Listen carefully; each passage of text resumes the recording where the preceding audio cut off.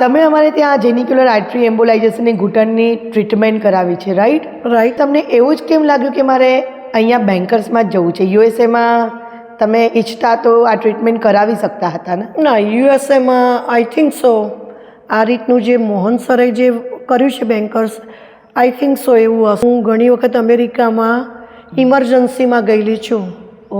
આ પેન એવું ઉપડે તો રાતના હું ઇમરજન્સીમાં ગયેલી છું ત્યાં અમેરિકાની અંદર. પણ આની અંદર હું ત્યાં અમેરિકામાં પણ ડૉક્ટર પાસે ગઈ, એમને મેં બતાવ્યું તો મેં એમને એક્સરે બધું કર્યું તો બસ એમને તો જસ્ટ મને એક મેડિસિન આપી કે જ્યારે તમને બહુ દુખાવો થાય ત્યારે તમે મેડિસિન લઈ લો. મેં ડૉક્ટરને કહ્યું ધીસ નોટ પરમેનન્ટ સોલ્યુશન. તમારા યુટ્યુબમાં વિડીયો જે આવતા હતા એ હું ફોલો કરતી હતી.